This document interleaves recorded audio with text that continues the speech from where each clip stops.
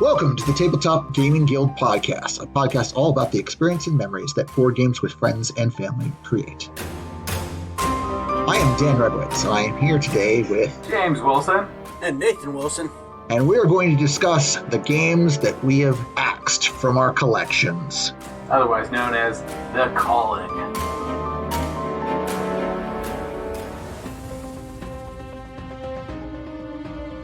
Let's start with the obvious. No person has infinite space or infinite time, especially to play games nowadays. And then the fact of the matter is you sometimes try things and acquire things that you end up not liking is the other factor that goes into it, right? Mm-hmm. Yes, obviously beyond not liking the game, what is your major criteria for whether a game is going to make the honored shelf location and stay on it? If we didn't like the game, it's definitely not going on our shelves. But let's say it's been on your shelf for a little bit. What makes you get to the point where you're like, I'm ready to part with this game?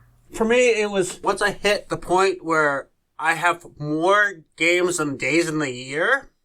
That's what I said, I'm not going to be able to play all these games. So I started culling, but my problem now is I am still buying faster than I'm culling. That's a problem. The fallacy on here is that Nathan is culling games. I've got a benefit from a couple of the games on there, but it's okay, Nathan. Even though we're discussing games that we have culled from our collection, me and James, you can talk about the games that you should be culling from collection. Maybe put a fire under your... But I'm actually surprised. I do have 55 games that I've culled. Okay. Out of 500 that I bought, but still. I really want to get Nathan culling games because I end up with them. So I'm going to look at a shelf and I'm going to make up some names of games that I would like to have culled by Nathan. While we're talking numbers, let me just come out. There's probably a decent number of games that I've gotten rid of before I started tracking this kind of information. But BGG tells me there was 57 games total that I have culled in my history. 13 of those are technically expansions, so I guess I'm somewhere in the low 40s. So you're low 40s. Nathan was at 50. What do you think my number of culled games? Yeah, I'm low 40s career. You've got to be higher than me. Yep. Because my number is throughout my career. It's not even like the last year, the last 5 years. It's like the last 10 years. Yeah, mine's the last 3 or 4 years. I have 182. Okay, that's a big number. We know Nathan. Nathan likes giving me board games and collecting them. So what's your criteria for culling? So I guess I should talk a little bit about what I go through when I acquire a game, because I don't want to cull games from my collection. That's lost time, lost money. Some of it's not lost. Sometimes I really enjoy a game, and then it just kind of peters out for me, and then I'll decide to get rid of it. I like to do a decent amount of research on a new game that interests me before I hit the trigger. And when I first acquire a game, it usually hangs out on my shelf for a good number of plays before I know in my head, oh, I like this enough that it's going to stay there for at least a while. Or I don't like this quite enough, but maybe I'll give it 1 or 2 more plays and we'll see if I can't grow into it. Because Ticket to Ride is one of my all-time favorites, I would say. And that is a game that I did not like the first 4-ish times I played it, but it's great. Yeah, see, for me, I don't like a game 3 or 4 times. It does not survive. And I probably miss out on great games, but yeah. Yeah, I've got examples of games I've got rid of after one play, and we'll talk about some of those. Actually, Ticket to Ride is one I've tried to cull, but other people like that game, so kind of have to keep it. See, the reason I kept Ticket to Ride is not because I play it very often, which I don't. It's just such a good gateway game. Yeah. We used to play it a lot, but whenever you play a game so much, it just ends up petering out. But I can teach a person how to play Ticket to Ride in probably 30 seconds flat, and we can be playing it. Ticket to Ride is a good example of a game that it's a solid game. I can see why people like it. It just never really caught my interest. I play it, I don't really enjoy it all that much. Let's start tossing out game titles here and get the ball rolling. So I'm going to mention a game that's a previous own to me, and it's Small World. So Small World I acquired during the same rough time period as Ticket to Ride. And like Ticket to Ride, it's a pretty good introductory level game. And we played it several times, eventually picked up one of the expansions for it. But in the last year or two, I realized, hey, this doesn't come to the table that frequently. And we've sort of outgrown it as gamers at this point. This is a game that I can throw back into the system and feel confident that somebody else is going to enjoy it and probably get into gaming off of it. So I did. I cut it. I like the game a lot. My daughter loves it. We have tons of expansions. But I can say with Small World, I don't think the expansions really add that much. There's already a lot of variability, and the mechanisms don't really change that much even with the expansions. You don't get anything amazingly different. But I don't think we've played Small World in a couple years. But we have a lot of it over there. I know Nathan just played Small World, right? Yeah, I played it again recently. A decent game. I've played it with the Realms expansion and the Legends expansion. And that really does add a lot to it. With the Realms, you have a variable board. Legends expansions, you have events that happen throughout the game. And the Legends in particular does add a lot to it. Realms, it's nice to have the variability. The preset boards, though, are very repetitive. So you kind of want to zoom through those initial preset boards and then start making your own. I think Realms and Legends are the two best expansions for Small World, period. Underworld just is like regular Small World with a different map and stuff. Yeah, a different set of racial powers and special abilities to mine and a different map. It's basically a second core set, almost. Yeah, same idea. That Dead of Winter and Dead of Winter Longest Night, they're functionally identical games. Realms also lets you combine Small World and Underworld, similar to Warring Colonies in Dead of Winter.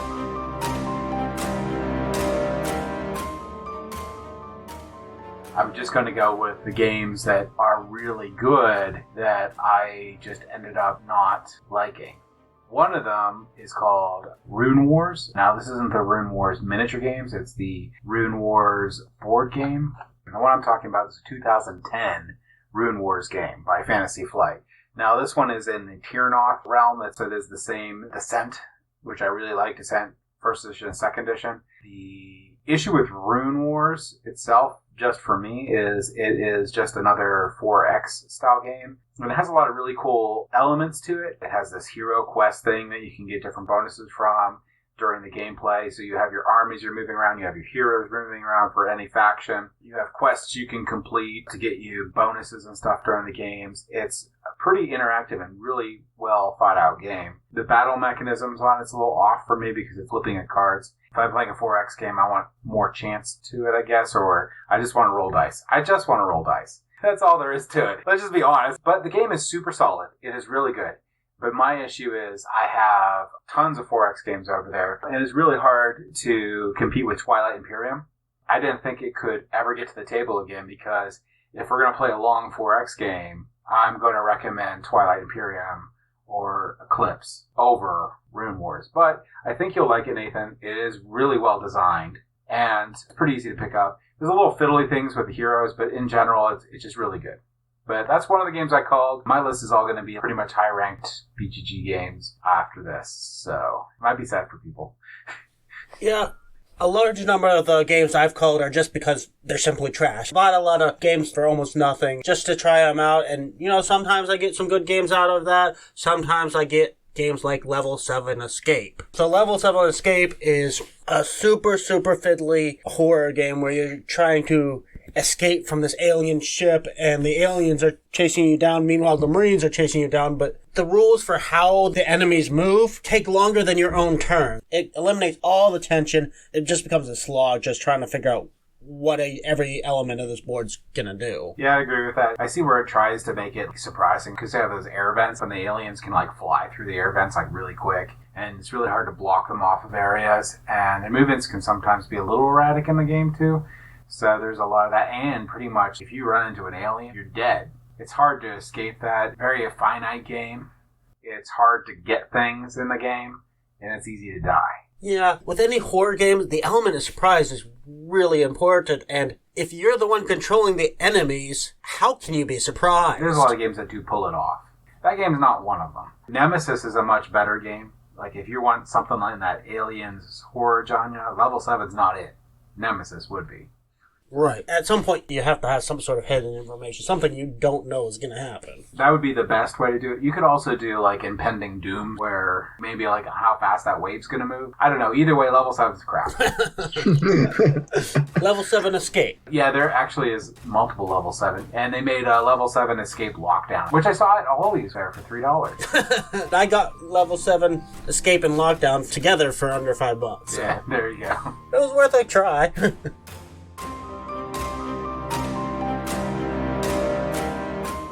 So, Dan, what is the next game that you have called? And I'm hoping it starts with glory and ends with Rome. No, never. I'm not attacking these in any particular order other than discussion that I think they'll provoke. So when I'm going through my list, I found one expansion that I culled without also culling the base game. Most of the time when I get rid of the base game, I get rid of all the expansions that I happen to have along with it. This is an example of a base game that I held on to and an expansion that I decided I was never going to play again. And this was Eminent Domain Exotica expansion. I hated that expansion. Right? Yes. Eminent Domain is a deck builder, and it's got a couple expansions now. But what you need to know is that the first expansion, which is Eminent Domain Escalation, does a pretty good job for expansion. It makes it so that the different sized ships that already came in the base game have different uses, and it gave some additional options. It gave you scenarios, which is effectively asymmetric start points instead of everyone starting at the same point. So Eminent Domain Escalation was the sort of expansion that added more stuff to the base game. Which is awesome. Eminent Domain Exotica was the kind of expansion that added new stuff to the base game. I did what was recommended by the community, and I took out Escalation, and I put in Exotica, and I just played it with the one expansion for a while. And I found that the stuff that Exotica added, which was the alien symbols and the translators and asteroids, basically diluted the game. If you wanted to go asteroids or aliens, you only pick one, don't pick both. And then your plan might not pan out because you wouldn't see enough of the relevant cards. And that was without the Escalation expansion also mixed in. Yes. If you mixed it all three together in, it would be even more diluted and even more irrelevant.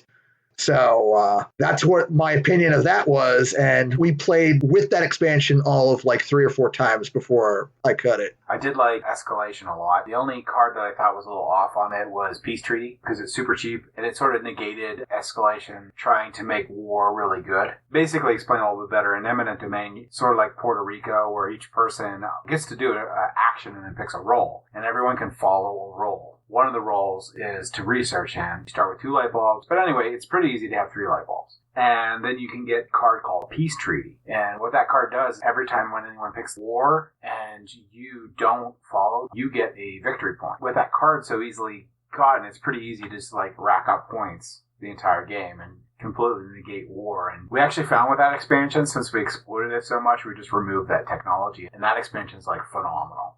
I would agree though, Exotica, horrible. We did play it a lot at work, so we were super mean on it. And no one can ever win with the asteroid strategy, because the asteroid strategy is super fragile. Plus, it's hard to get your cards, like you said. And all you got to do is just buy a technology you don't need at all, just to stop them from being able to like efficiently get asteroids out of the deck. And then they're just spending the rest of the game doing nothing. Full disclosure for the listeners, I've played Eminent Domain a good number of times, and I don't think I've had that big of an issue with the part that James was mentioning. So your mileage may vary. But anyway, overall, super solid expansion. I wouldn't want to persuade anyone otherwise.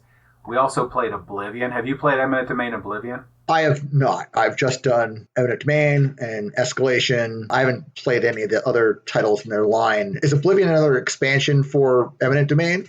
Yeah, it's a brand new expansion, and it tried to make the politics cards usable in the game. Oh, yes. I vaguely remember this when it was first announced. Yep. It is a win more, but not only does it dilute the game, like if you play with any expansion, it just makes it ridiculous with the amount of bloat that's in it now. So there's that problem. Also, they completely changed the art on the cards. So it's more like a Simpson-looking art. It's really funky if you look it up. I just called up an image and I see that characters drawn in them are cartoony. Base game, they were definitely more realistic than that. And then the worst planet in the game is going to be your prestige planets. Those little gray ones that don't do anything. And it adds like 15 more of them. So you can't use them to do any combos for techs, which is where all your big points are. They don't work very well for much of anything, but they give you lots of points. Oblivion is probably an expansion you can skip. If you look at the pictures, you can see, great podcast, by the way, you can see that there's an action row or an agenda row. In the game, you actually have active agendas and agendas you can get. And they actually cost different amount of politics cards or politics chips, which you can get throughout the game for different means. But anyway, when you put an agenda into play, it causes some sort of like global effect. Like you have to do extra light bulb to get 3 light bulb tech. So basically the game turns into, if you're doing well, you're going to be able to do these agendas. And you can put agendas in that either help you or hurt everyone else. So the game turns into whoever's doing well can make it harder for you to win. Even though the other players can gang up, you can join that too, and you get a whole bunch of benefits. I don't know. It also lengthens the game by a lot, too. Yeah, I think I'll just stick with my set as is because it is awesome. Eminent Domain is a solid game. The base game is super solid. Escalation is the expansion I would recommend for it, and probably just stop at that. I would have to agree. I have not played that Exotica expansion, but it did remind me of an expansion that I probably should call Alien Artifacts for Race for the Galaxy. It's been a while since I played it, so I vaguely remember, but basically, I love Race for the Galaxy. It's a card-driven, engine-building exploration game, but Alien Artifacts adds a little mini-game to it, where you have a little maze that you're trying to explore and get through barriers, and you get little powers for reaching certain points. And it's like a complete distraction from the actual game. And we played it once, didn't find it interesting at all. The powers that it gives you aren't fun. Now, it does add a few cards to the game. We can keep those cards in, but we're not going to actually use that orb. That maze thing. Race for the Galaxy is like Puerto Rico got turned into a card game with space. Mm-hmm. And you can tell that some of the inspirations to Eminent Domain came from Race for the Galaxy. So one of the games that Nathan will be sad that I got rid of Race for the Galaxy. Oh. So I called the whole thing and all the expansions. Oh. So I also called Race for the Galaxy from my collection. Oh.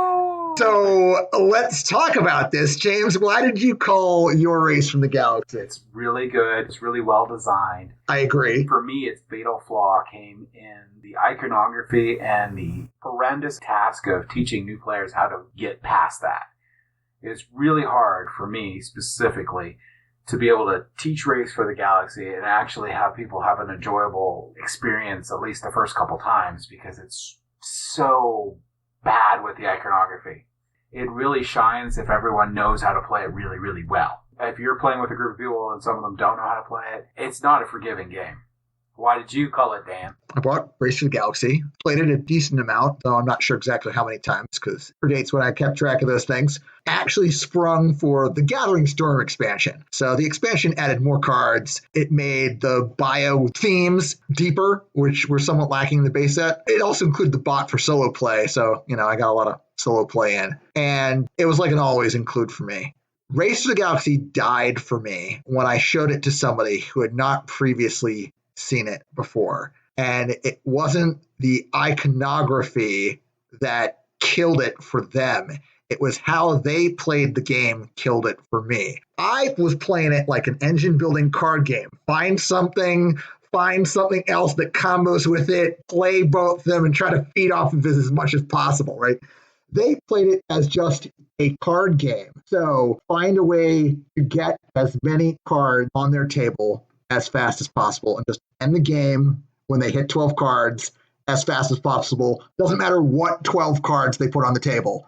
They didn't try to combo the cards at all. It was just spam cheap cards over and over again.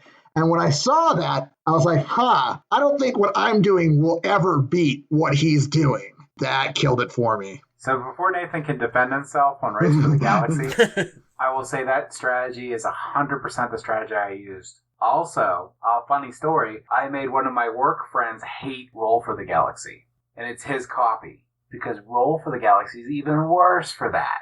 basically in Roll for the Galaxy, there's a lot of 1s and 2, and the game ends when you have X amount out. The first turn, I searched as much as possible. So I got all the tiles I wanted in my hand. From then on, I rolled, and I just spammed buildings. And the thing is, it's like when you spam the little buildings out, they give you more dice, so you go faster and faster. And with that strategy and Roll for the Galaxy, you can end the game on your 4th turn.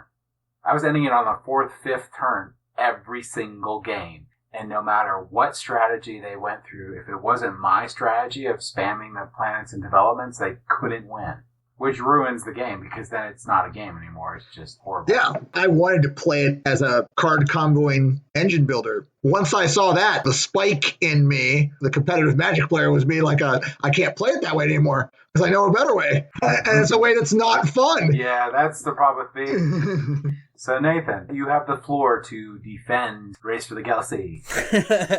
Honestly, I'm not sure how well I can defend it, because all your complaints are valid. I do really enjoy this game because it clicked really well, but because of all those things that you mentioned, every time I play this game, I really do significantly have to hold back. Otherwise, I win every single game. And that is part of why I enjoy it, because I'm trying new strategies all the time. Not necessarily doing the best thing, and sometimes I'm actually intentionally doing the wrong thing. But it's also why it doesn't come to the table as often, because it's hard to convince people to play it with me if they know they're going to lose. That's what happened with Eminent Domain, Race for the Galaxy, Roll for the Galaxy. That type of game, I don't know what clicks in me or breaks, but when I play it, I have to do the same strategy all the time and win. There's a pretty broken strategy that you probably don't want to do unless it ruins your fun, because it will, for Eminent Domain, especially with some of the expansions in there. The tech strategy is super powerful. You can get to the point with the tech planets, if you can get 3 tech planets out, but all you need is light bulb, and you're getting 5 to 7 points per turn, which is horrifically large in Eminent Domain. Yeah, that's one way we're fairly different. Once I have found a way to win, I generally try never to use that way again. If I won that way, okay, I'm going to try a different way. What I look for in games a lot is having that multiple ways to win. I think that's the problem with those games. There isn't. In Race for the Galaxy, there really isn't any strategy to beat spamming planets. You can't develop any long-term strategy if the game ends really quick. But games I do like branch out all the time. Feast for Odin, where there's like 1,000 zillion strategies that you could do that are all legitimate, and you can win in any of them. And I like exploring that. Or Caverna, where there is viable other strategies. Dan looks like I shot his puppy. Let's move away from these and on into some other stuff. Another one I got rid of, which is high ranked on BGG, is Le Havre. It's a 42 rank, so it's really high up there. The issue with Le Havre was I did enjoy playing it. It was a very good streamlined game. I'm not really sure how to explain the game other than you're trying to form an economy where you're taking goods and you're shipping them off, and you're just trying to have the most money at the end of the game, and you can build like buildings. It's a very tight, very mechanical game. The only time it's unknown information is basically the first round of the game where you flip each space over, but after that, it's just mechanical round after round. Just because I couldn't get it to the table at all is basically why I called it. But it is a very well-designed game, made by one of my favorite designers on the face of the planet, which is Uwe Rosenberg. And I would play it. If any group wanted to play it ever, I would definitely play it. I talked earlier about cheap games I got for nothing that turned out to be like garbage. Well, I also have expensive one that everybody's heard of that is garbage. And that's First Martians. This is a game that is just straight broken. The rules are Ignacy Trzewiczek. They're written just as bad as most of his other things he's written. They won an award for having the worst rulebook ever made. And it came with an app that was straight broken, didn't function properly. Once you open this app, you're supposed to select how many players, then it's supposed to customize the game set up to the number of players. It doesn't do that. You select the number of players, it still sets it up assuming you're 4 players. You can't really play with the app because of that. It breaks everything that you're supposed to be doing. Yeah, I tried. First Martians, I tried. I really did. I read the rule book. I gave up on the rule book. I watched BGG. I did the watch it play it. I got a general idea how to play. I learned from reading the comments on the forums. I got a couple games through, and it was super painful. The app crashed in the middle of a game. I knew from the forums that when it said to clear the board, you're not supposed to actually clear the board. You're supposed to have it set up for the next game. Beyond all that, I tried. I really did. But the game is boring. It is so boring. You're like, Yeah. what do you do the turn? I'm going to fix the rover, and I'm going to fix the mechanics in this room. What are you going to do next turn? I'm going to fix the rover, and I'm going to fix the mechanics in this room. Okay, next round, what are you going to do? I'm going to fix the rover. Yeah. And then I'm going to fix the mechanics in this room. Seriously, I'm doing the same thing for like 15 turns. It's, yeah, I was going to torch that stupid rover. Yeah, thematically, I really, really wanted to like this game. It seems like the perfect game. It adapts a little bit to what you do. It's surviving on Mars, and you're trying to keep everything from breaking down. But yeah, he's right. It's like everything just repeats the same thing over and over again. It's the whole game, you're just doing one thing. And you're always losing. I don't mind that. I like Robinson Crusoe, and you lose that all the time. Or at least I do. But, yep, good pick. Robinson Crusoe's another one possibly on my call in the future. For some of the same reasons, the rule book's just so cumbersome. Every time I pull it out, I have to kind of try to remember the rules and try to struggle through them. But it works a lot better mechanically. It functions, unlike First Martian. I've kept it because I want it to work really well, and it does more or less work. Fair enough. Got so many good, bad games to talk about here, too. I'm going to tell a feel-good story, so we're not all negative, okay? So, a game that I played and enjoyed quite a lot, Trains by AEG. It's a deck-building game, which I'm usually all for, and it's effectively Dominion with a board. I acquired this game by acquiring the AEG Black Friday box from 2014. I played Trainers a couple times with my older brother, who lives out in New Jersey, quite a ways from me. He also beats me regularly whenever we play games together without even trying. And I saw that he was enjoying it almost as much as I, so I decided to send it back with him to New Jersey. I got rid of Trains, but it was a gift, and I saw that it was appreciated by the person who was receiving it. So there you go. Feel good story. Yeah, that is definitely the best way of culling. Also, similar story as the brother to Nathan. I'm the one that always wins. Nathan is more like you, where he always loses all the time. Never's won in his entire life. I've got a couple games in my collection, or X collection, I guess, where the chief problem for me was player count. So I play a lot of games just two-player with my brother. So if a game doesn't function as well or at all at two-player, it will eventually leave my collection. So I guess this is a twofer because I'll mention two games that fit this same bill. One is Francis Drake, which we felt was good, but not amazing. We saw what we had to offer. I think we played it 4 or 5 times, and we decided to pass it on. We even used a pretty solid variant for 2 players where certain spots get blocked off by like a dummy player, and it was still just good and not amazing. But the other game that we basically called player count, this might be the highest rated game that I've gotten rid of, is Eclipse. We played Eclipse back when original printing back in 2012, but we played it a decent amount before we finally got rid of it. But I don't think we ever got it to the table with more than 3 or 4. And most of our plays were 2-player. But Eclipse is that sort of game. It's not like area control. It's that kind of game where combat is eventually going to happen when you're ready for it. And in a 2-player game, it's actually awkward, the fact that it's a zero-sum game. Whatever your opponent loses, you're gaining. Let's talk about Francis Drake a little bit first, because that is in my collection. Yeah, it's definitely better with 3 or 4 players. It's a solid game. It's never really going to get into that great. It does have this nice little element when you're preparing to go to sea. You can block people off because you decide how far you want to move on the track, and you can jump ahead to try to get something before somebody else does. So there's a little bit of competitiveness in it, but it's not overpowering, so it's good for younger kids in that way. You can kind of give them a feel of take that without really hurting anybody's feelings. Then you got the second half, which is actually going in the ships, which is pseudo-combat, which is more like, okay, you commit a certain number of power, and then you flip a thing to see if you succeed. A little underwhelming. I'll do the Eclipse one. So the Eclipse, I do like a lot. Same with you, though. Eclipse is really close to my cutting block. I think Eclipse only works well with high player counts. But the problem with a high player count is the game takes forever. So with a high player count and more variability in mechanism where you're doing economy management becomes effectively more variable with the more players. Because you're getting more planets out, because you're getting more interaction out, because you're getting more stuff happening. The higher player count makes the game tighter. makes it so you can't explore as much. You can do a lot of super fast exploring and building things up, but when you have those high player counts, you don't have as much time before people might start taking advantage of some of the planets that you don't have well protected. But the flip side, it takes forever, and if I'm going to play a game that takes forever, like a broken record, it's going to be Twilight Imperium for me. So that's more and more not making it to the table.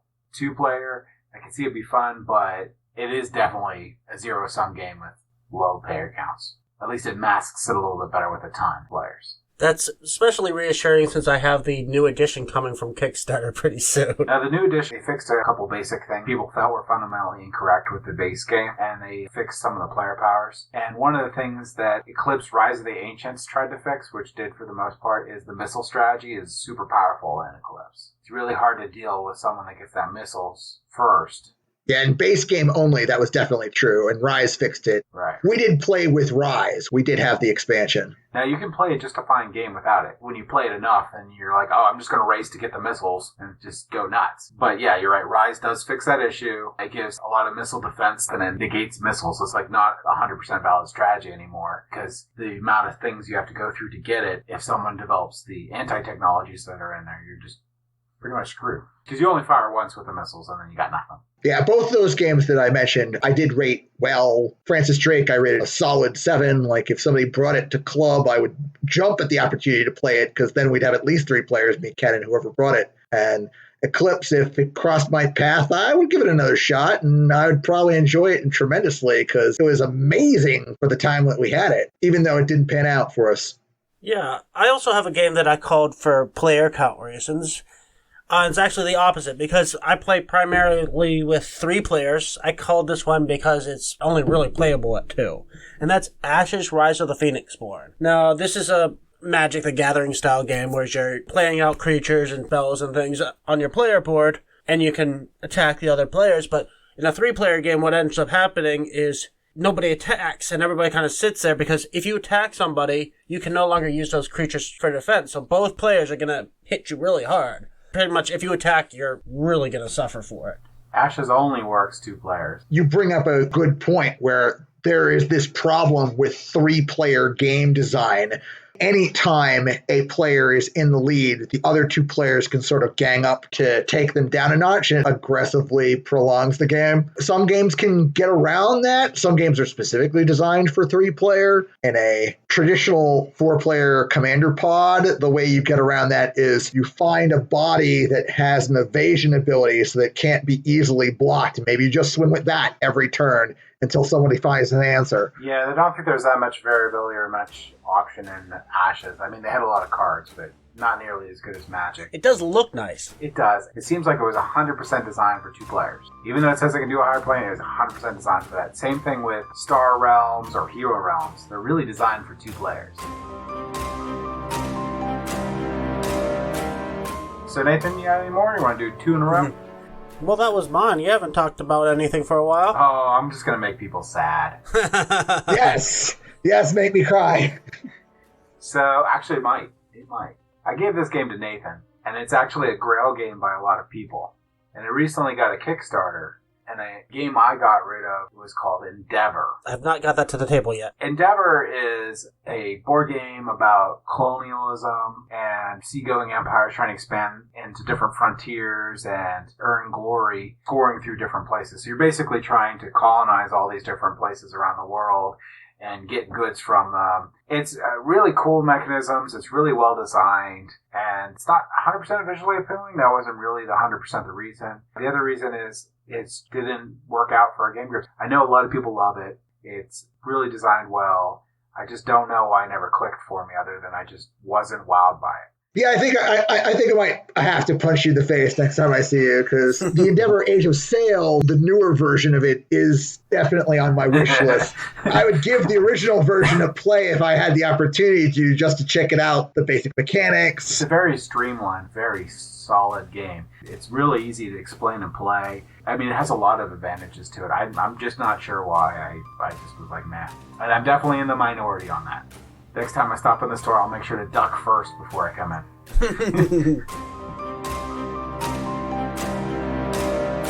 I've actually got a wildly popular game that I've cut, if we want to go in that direction. Yeah, sure, go for it. Let's see what you got. I cut from my collection Keyflower.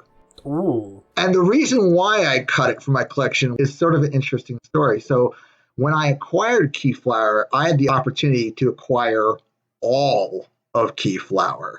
So I was able to get Keyflower and all 3 expansions, still in shrink even. So I had the merchants, the farmer, and whatever the third one is called. I don't even remember off the top of my head. And I decided to pace myself. I opened just base Keyflower, played it for a good number of plays, but it didn't go over with the people I showed it to. And then all of a sudden, I realized when reviewing my collection, it had been like 3 years. The expansions were still in shrink, all of them. And I'm like, I think I might have beat off more than I could chew with this. So I decided to cull it from my collection because it was a case of taking too much too quickly. You almost beat me. It's ranked 51. So Keyflower is definitely a highly revered game. It used to go up really high in price, but it's been getting reprints. So it's been dropping back down, which is good. Could definitely reprint games people like. It's a game I've always wanted to play. So now you win. We were tied. We're tied. All right, Nathan, your turn. Tell us about a really bad game to compare to our really good games. There's another whole category that I tend to call is anything that's real-time or speed-related. Might be a good game, might not be, but one of the bad ones that I particularly stands out is Space Sheep. It's not a game, it's an activity. We've talked about this one before, actually. Basically, it's a real-time puzzle-solving game. So you have these different tokens that you're moving around these cards, and the cards are laid out in a pattern, but you can only move them following certain instructions, like the third card on the right or second card to the left. But then it gets a little bit more complicated where sometimes it'll be a card with 2 less meeples than this other card. It's a fairly simple puzzle, but once you add in the time element, it just becomes frustrating and stressful and not a good stress. Then they also add a wolf that can hunt the sheep that kind of just adds a random, everything goes wrong suddenly and it's like throws off your strategy and it's just a random out of the way horrible thing to happen. Yeah, Spaceship is a horrible game. You know it's a winner when it's like, this game is a parody written all over it. It's obviously a parody. They're Sheep Han Solo. That's not actually Han Solo. Any rebuttal for making this game sound good? I mean, it's rated on BGA as a 5.2. Its overall rank is 17,516. I didn't even know that BGG rankings went down to 5.2. Yeah, I know. It's super bad. It's like Monopoly bad. Its art is horrific. Space Sheep. Ooze. Ooze. Ooze is the... Ooze. I never say that sheep ooze is the force. Ooze the force. I can't even say it. It's so stupid. Horribly game. Horrible game.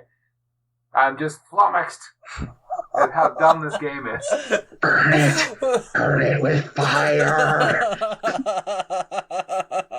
Actually, I have a similar game that I also call. It's called Enigma. It's the same basic thing, but a slightly better game. No, it's not. Slightly better. Quick, James, mention an amazing, awesome game before we lose listeners. Oh, wait. It's puzzle solving and learning for kids, really, but it's No, it's horrible. I thought I was going to burn the game. It's so... Okay, so 2 main mechanics in the game. If these are the 2 main mechanics in the game, run away. Real time, puzzle. By slightly, you mean that it actually is a game, or is it still not a game? It is ranked better, though, Nathan. You did a little better. It's 3,171 with a 6.4 rating. Okay, more fire fodder? Okay, fair. I think that's significantly better, but it's still not a good game. Hated this game. It's interesting. Hated. Like, with a passion. All right, Nathan, defend it. Well, I called it, so I can't really go defend it that much. But, no, it's interesting to play once or twice, but beyond that, no. Oh, don't do it. Just don't. If you see the game Enigma, leave it on the shelf. If it's at the Goodwill, tell them you're sorry and they should throw it away. I mean, it's simple, like stereotypical puzzles, like you have a little weight scale and you get a bunch of numbers and you have to make the numbers equal on either side. And then you have to do that before somebody else can solve their own puzzle. Everybody has their own little puzzle to solve. No. So here's the game scenario, Dan. You get something that you can just line up like 3 pipes with. I get where I have to like equal out the measurement of 8 things, and Nathan gets a mathematical equation. We all start, I stab you. That's how the game goes. Yeah, but you can choose which type of puzzles you like and try to focus on those. Yeah, it rotates you to pick first. So the guy that picks first wins. No. No, I am not pulling the game out. Space sheep.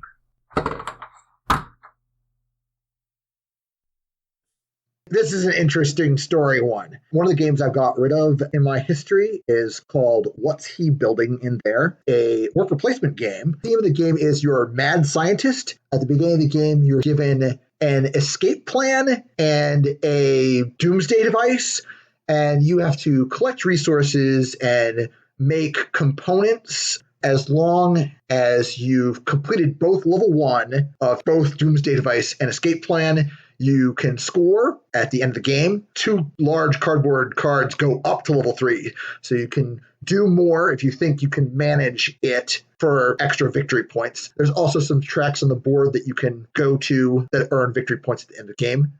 There's 2 different kinds of workers in the game. So you have one scientist pawn that can only go to certain spaces, and then 3 sort of like Igor / generic worker pawns that can also go to another subset of spaces. So the game is really tight worker placement with a really good economy behind it. And I decided on one random play that I was going to ignore the normal arc of the game. The normal arc of the game is you invest in building these components that you need for your doomsday device, and then you do victory point track stuff late.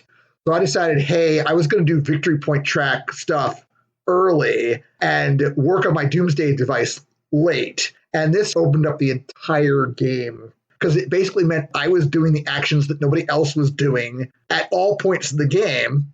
So there was no fighting for worker placement spots. I could get what I wanted. And the fact that you could turn the game arc strictly around backwards to forwards and it would play out, and often the times I would do better than the people who were trying to play it normally, broke the game for me, really. And that's why I got rid of it eventually. I will do another game that will probably make people mad. I got rid of Hero Realms, every single expansion that came with Hero Realms. Star Realms, most of the expansions that came with Star Realms. And particularly the reason for it is, like, first off, Star Realms and Hero Realms are pretty similar. Star Realms and Hero Realms are both deck building games through and through. They're very tight games. They're best 2 players. Star Realms is space themed. Hero Realms is like fantasy themed.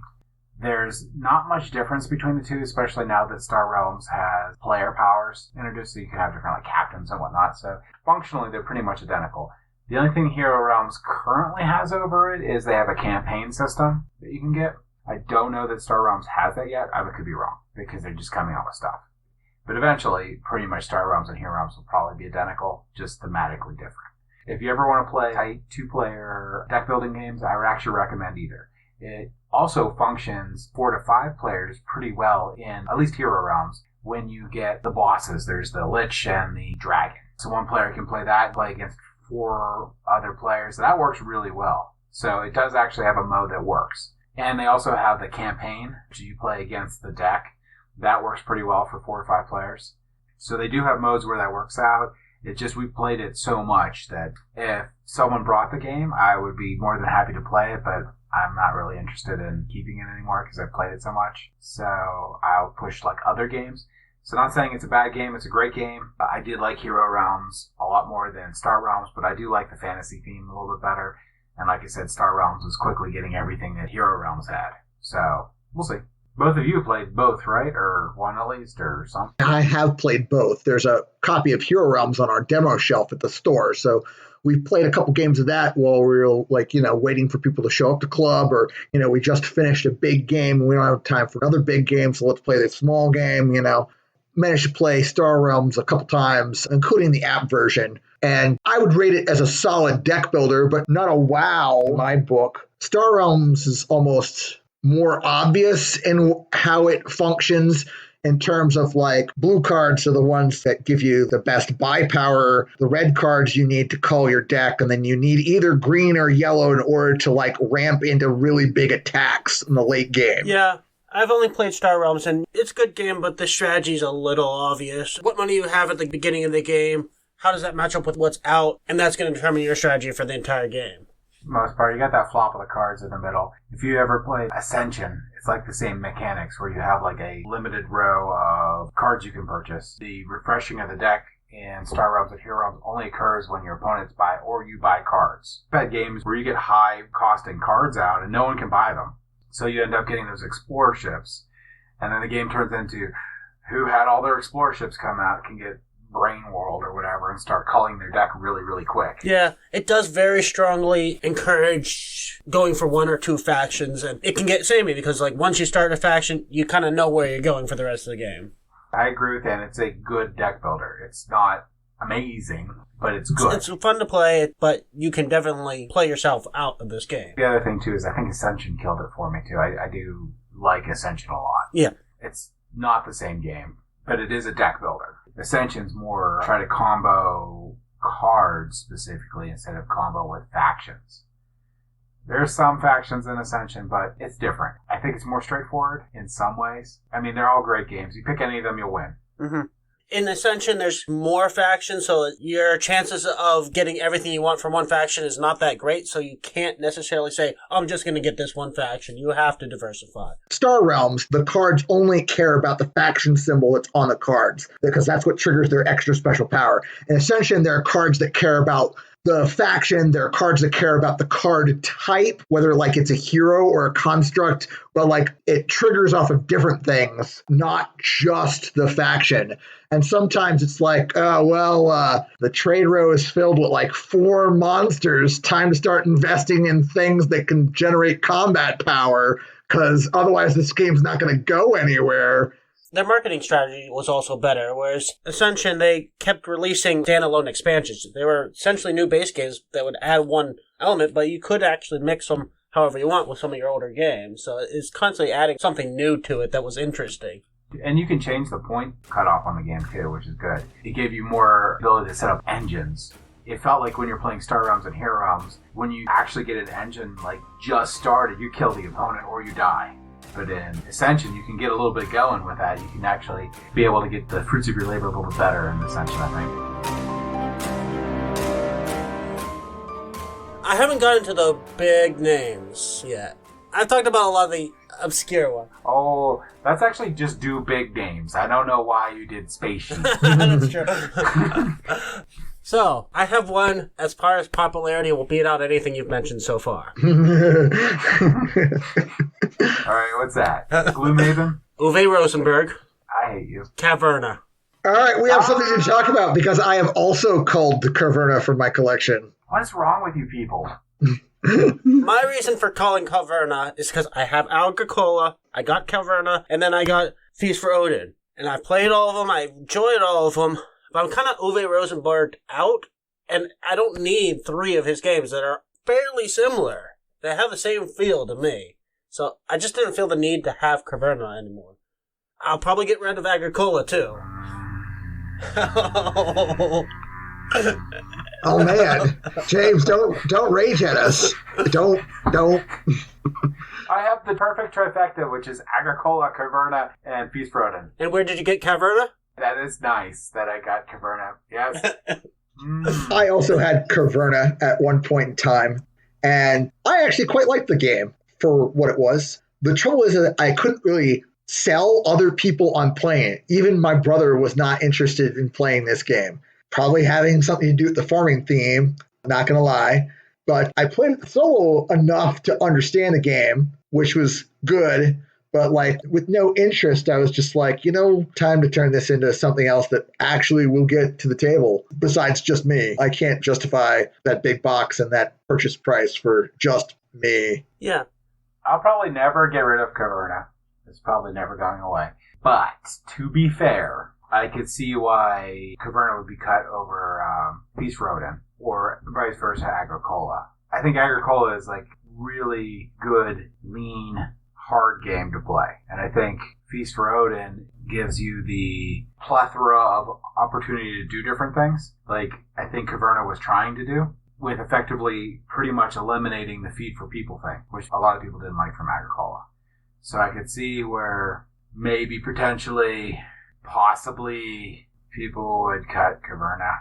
Which, by the way, is ranked 25 in Board Game Geek. I know, because it's awesome. I just throwing you a little bone there. I would play Caverna today. I would almost play it enthusiastically because I didn't have a chance to really delve into it when I had it. But yeah. There's a lot of depth to it. There's a lot of things you can do. So I always have a copy so you can play. That I think is one of the big negatives of the game is like there's a lot of information that's front loaded, regardless of whether you're playing the basic game or the advanced game or the normal game, as most people play the advanced game. All the building tiles are out at the beginning, and you kind of need to know what they do before you go down that road. And that's going to require probably a couple plays seeing how other people use them to their advantage. Yes. Yeah, it's also suffered from my plethora of games to choose from because, I don't get games to the table that frequently, like the same game over and over again. And Caverna is definitely the type of game that it is better if you've played it more often. It's like the more times you get this to the table, the more you can really understand it and really play it well. And, I just don't play my games that many times. 100% Agricola, Caverna, Feast for Odin, all those games reward multiple plays. Agricola gets better the 10th time you play it. It gets better the 20th time you play it. It gets even better the 30th time you're playing it. And the problem with Agricola, additionally, with the other guys is, well, specifically Agricola too, is when you play with the cards are hard. If you haven't mastered the base game without the cards, you probably shouldn't play with the cards. And then when you play with the cards, there's a lot of memorizing all the cards, so that if you don't play for a while, you'll have to play the base game without the cards. So there's a lot. It's definitely a game that you have to play a lot. Like Puerto Rico is the same game. You play it a ton, you get more and more benefit out of it. But Puerto Rico has an end game with it, where I don't think Agricola, Caverna, or Feast for Odin do.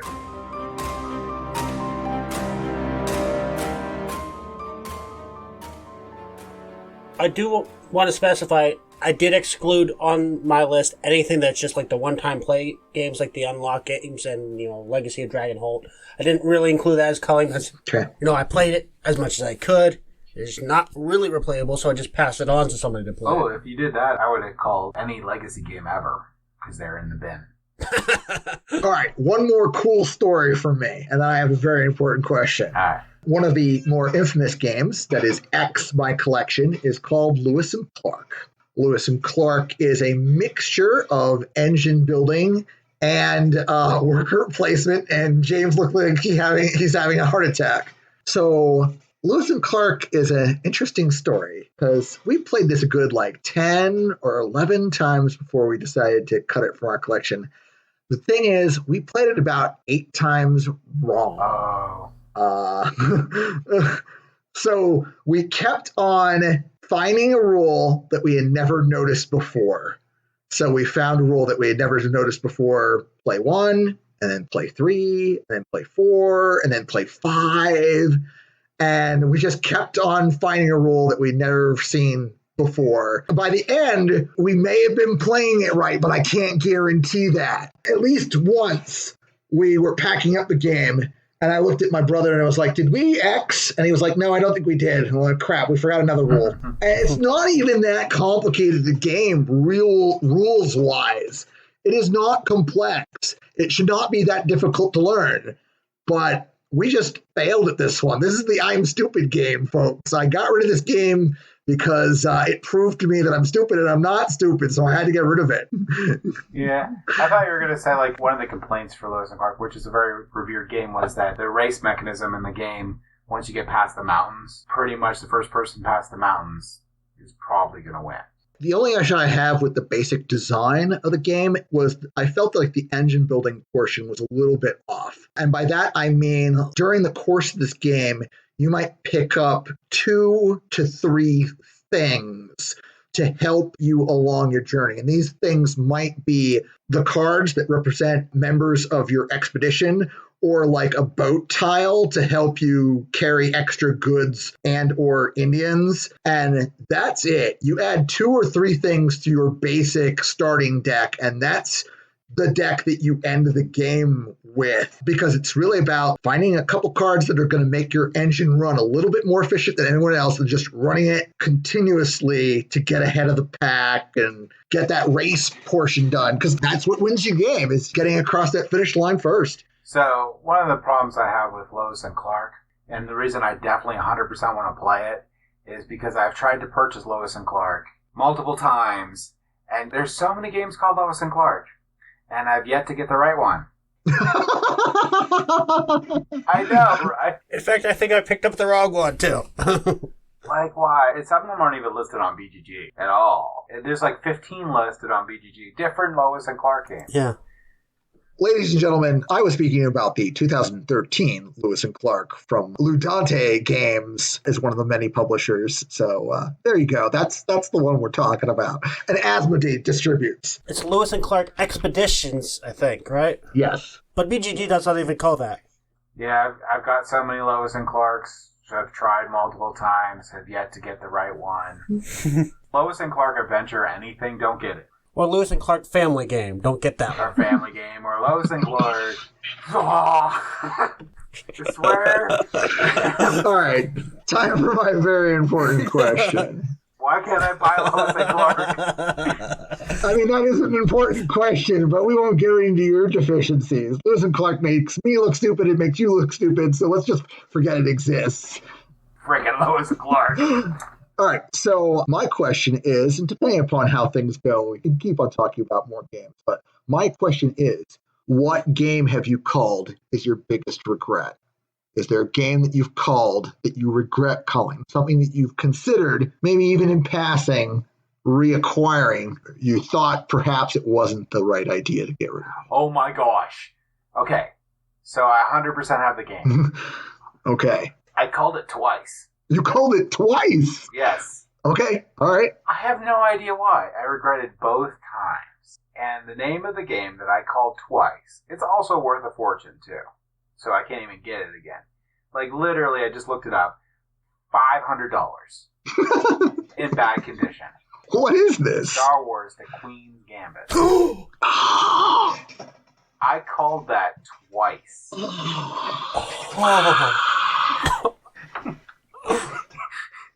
Do you have anything that comes even remotely close to that?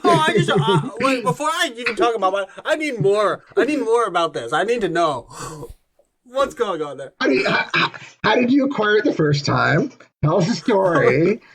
So the first time I got it brand new, and I think I got it from one of the... Cat, get off my table. Okay, hold on. So, the first time I got it, I think it was at, I don't know if it was Hills clearance, or Hills when it was going under, or one of them when they were going under. I got it for a really good price, brand new. I think I even played it with Nathan. Didn't I play it with you? No, I've never played this game. I've always wanted to. I was definitely not that old when I had it. But anyway, I played it a ton. I loved it. It's a perfectly balanced game. You have multiple theaters going. They made a Star Wars Risk, which was like a similar riff on it, but anyway, you play in the reactor room, you play in the palace, and you play out in the field where the Gungans are fighting the droids. And you play in space, too. And all of them are interplayed and interrelated to each other. So it's really well designed. I like it a lot. I bought it at Hills. I was like, well, I'm probably not going to play this game again. And I gave it away. And probably within the next day, I instantly regretted it. I can't remember if I got it directly from a friend that we know related or I got it through him through NDC. But I got the second copy, and it was in perfect condition. It had all the pieces. It's wonderful. I had played it for a couple of years, and I'm like, well, I think I played it out, and I got rid of it again. And then I instantly regretted getting rid of it. If I ever see a game of Queen's Gambit that's under $500, I will instantaneously pick that up. It is an awesome game. The production quality, which Avalon Hill put it out, is phenomenal. It is a phenomenal game. Don't be an idiot. If you get it, probably want to keep it. Yeah, it's one of my real games for sure. I've always wanted to try. No, next time I see you, you're going to have to duck. I was about to suggest that. I do have one that's not as bad. I had a copy of Samurai Swords, but I was moving countries at the time, and it was a big, bulky game. I enjoyed it a lot when I was younger. It's a lot like Axis and Allies, but, it has a couple unique elements that make it interesting. It's an interesting game, but doesn't hold up with age. I just gave it to a thrift store, and then I got back to the US and saw online, it's selling for $1,000. So I was like, yeah, I could have made a little bit of money on that one. Now, the prices fluctuated a lot. It's down to like $100 now. Samurai Swords was printed by Avalon Hill, and it got reprinted as a Yakuza. And one of the really cool things about Samurai Swords or Yakuza or whatever, and I think Yakuza actually dropped the price because of the bulk reprinting of it. Yes. But it has the shield that's like Rising Sun, where you use your money to bet on what you're actually going to do for the turn, which is a lot like Rising Sun. It feels like in Rising Sun, when you do your combat, you put money on what you want to invest in for your combat actions, and the person who allocated the most money for that gets that action. That's the same as Yakuza or Samurai Swords. Whoever put the most money in gets to do that action. So it feels like Eric Lamb played that game, or at least knew about it, because it's almost an identical mechanism in Rising Sun, which Rising Sun is a much better implementation of that idea. Yeah. Funny enough, the thing we loved most about this game when we were younger wasn't that. It was the swords. Yeah, the sword. It's just a stupid little gimmick where you hold the swords in your hand, like drawing straws. You draw the sword, and the sword has a certain number of pips on it, and that determines who's first player. Yeah, which they removed from the Yakuza edition, but everything else is pretty much identical, except for that there's no swords. So, Dan, what's your biggest regret? It's getting rid of Glory to Rome to me. If I ever did that, it might be my biggest regret, yeah. There you go. I've gotten rid of some pretty solid ones. Spirium, which you eventually got off of me, James, is one that I played a good dozen times before I decided that I was going to get rid of it. I feel like that game is still 100% solid and got plenty of content in it, and I would still sit down to a game of that. Istanbul, we just played at Slippery Rock Con together, and that's another game that I previously owned. And I played that at least a dozen times, and I would play that probably another dozen times if given the opportunity, but I just needed to get rid of it from my collection because it was getting a little old for me personally. But my biggest regret is probably one of the first games in my collection, and that was the game Archipelago.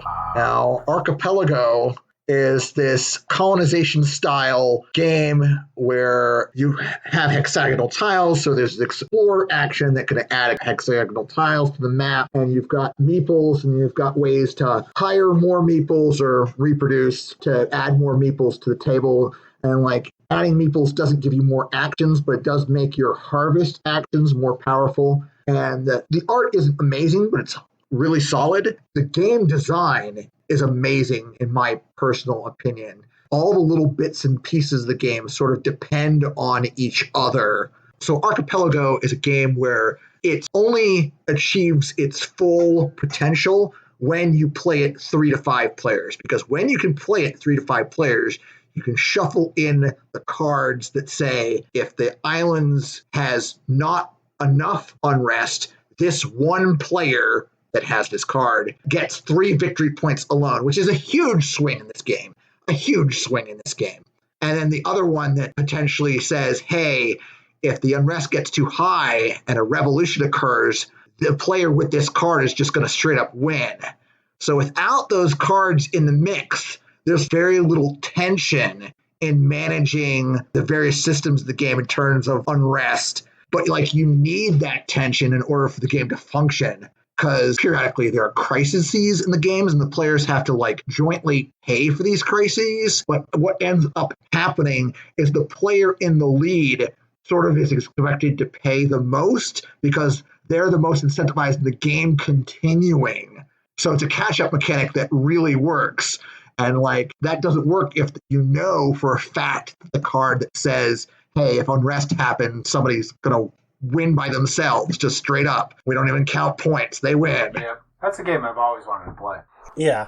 It's a great old game for me. I've always wanted to try it. But I heard it's fairly divisive game where it can turn into arguments if you don't have the right group for it. Yeah, I mean, it is a semi-co-op game at its heart. And I think that's going to kill the game for a lot of groups because they're not going to be able to wrap their heads around it.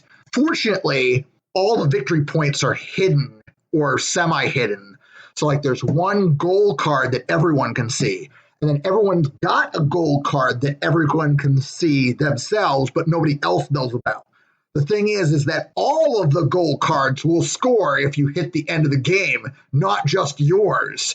So if you can deduce from somebody's behavior what their gold card is, you can get a point or two off of it and be potentially in the lead, but you don't really know because a lot of the gold cards are about resources that are hidden behind screens.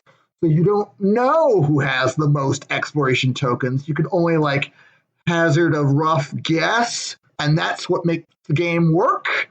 And that's what's probably not going to make the game work for some people. Yeah, I do have another game that I've been debating culling, but I'm afraid I will regret it if I do, and that's Heroes of Land, Air, and Sea. After this last convention, I was a little disappointed with it still, and the base game is really good, but I think it suffers a lot from bloat. I just have so much stuff, it's so cumbersome to get out. It takes up an entire shelf just by itself, so... I support culling. Because you want it. So I've been thinking about getting rid of it, but it is a good game. It's just the copy I have with all the expansions, it's just a little too bloated, a little too cumbersome to bring anywhere. That actually begs another reasonably good question. James, do you have a game that you'd like to say is close to or on the chopping block for you right now that you haven't already mentioned? What game am I getting soon? Okay, so that game is probably going to be Champions of Midgard. Ooh.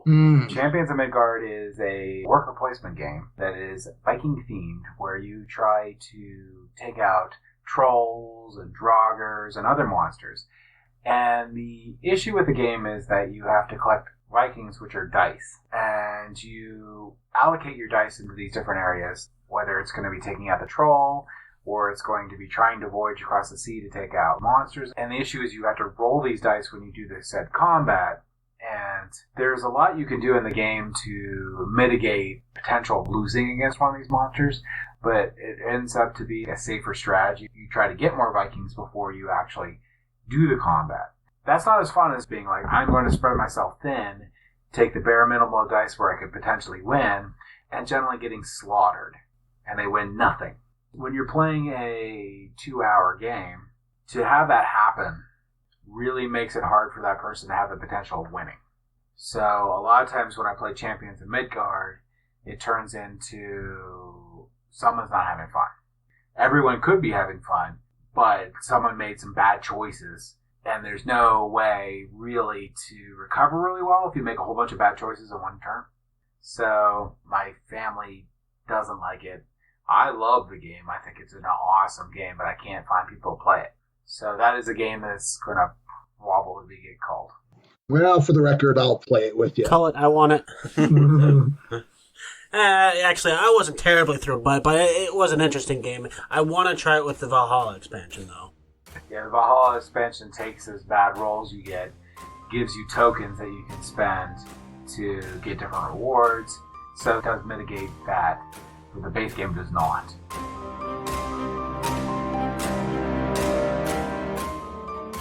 Well, as for myself, I've got 2 games that I'm probably going to get rid of eventually that I don't know exactly when.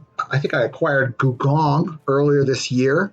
This game is actually pretty good in my appraisal, but just didn't hit that level of amazing for us. We're probably going to play it a couple more times and then pass it along. And the other game is Alien Artifacts from Portal. Alien Artifacts is another engine building based card game. While it does do a couple things that are different from the other examples of that genre in my collection, I also lose a lot to my younger brother, and it's just a hair below that level where I think it's going to be a keeper, because I've got so many amazing card games that are either engine builders or deck builders. I don't need a mediocre or even a decent one on top of everything else. Yeah, Alien Artifacts is another one I'd probably call for pretty much the same reason. It's on the chopping block at this point.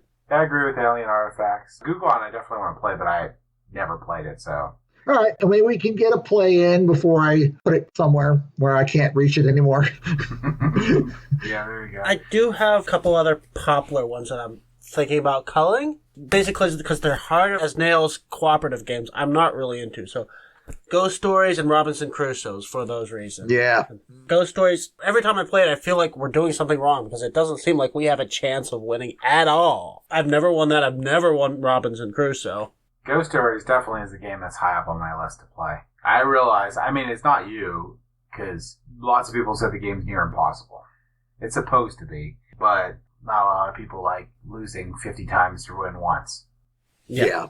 The only game I've played that I think did that well was the World War I one. The Grizzled? Yes, the Grizzled. That one you lose most of the time, but it's still fun. I don't know why. It's probably because it's a simple game, and you do feel like you're winning most of the time, but you just know that there's always that chance you can lose. Yeah. The expansion At Your Orders, you add individual player powers, which is cool. But At Your Orders, even with the most difficult level, you can win more consistently with it. So it's like a hit and miss one. The expansion is good. It adds levels that you can set there, so it's really good for teaching. It's a lot of fun with the asymmetric powers. But when I play it, I feel like I want to jump back to the original game every once in a while, because we got to the point where we can win almost all the time with the expansion.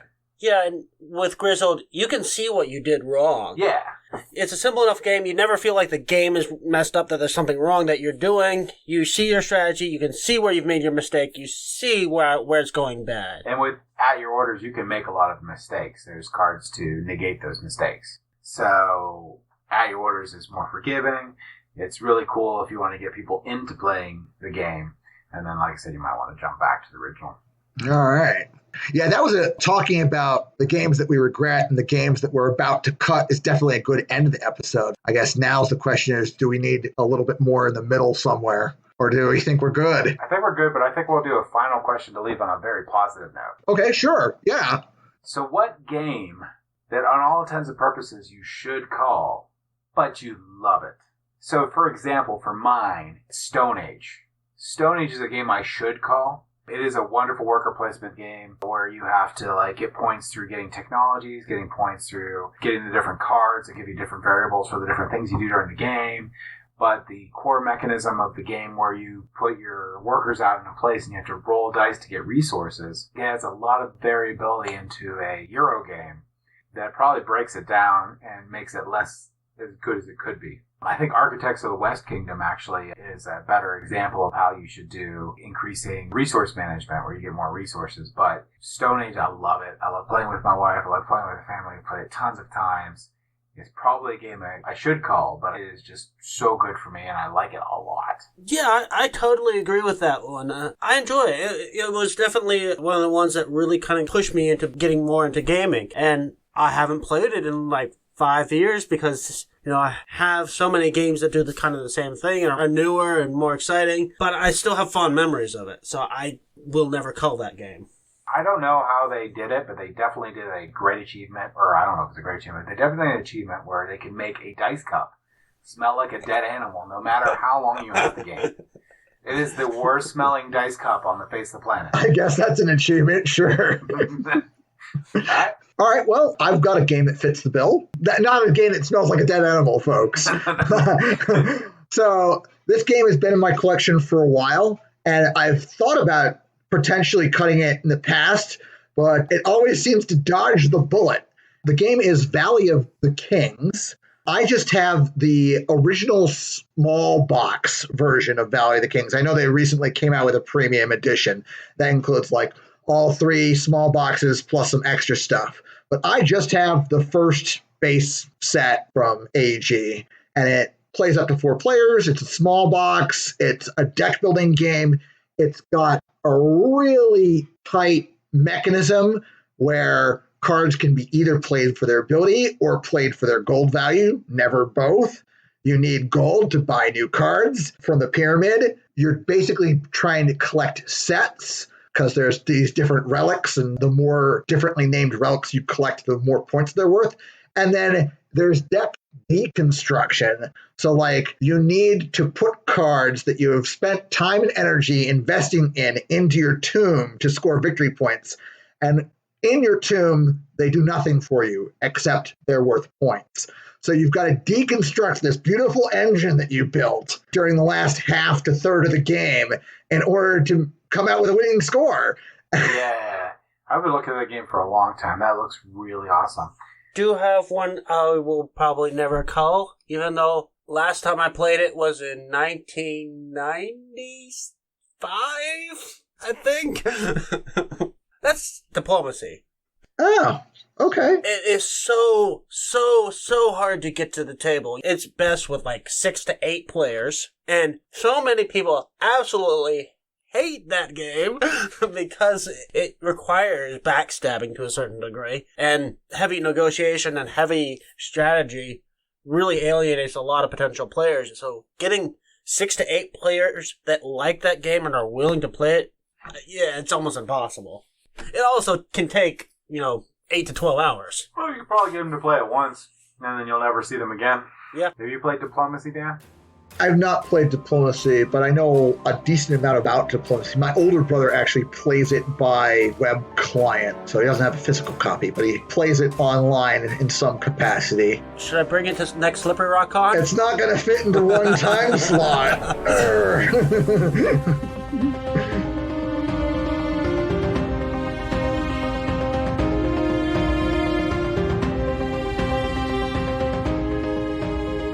Thank you for listening. If you have any feedback for us, feel free to visit us on Facebook, Instagram, Twitter, or Board Game Geek Guild 2989, or our website at tabletopgamingguild.com. And don't forget to like, follow, and or subscribe. Tabletop Gaming Guild is a product of Tabletop Gaming Guild, LLC. All rights reserved.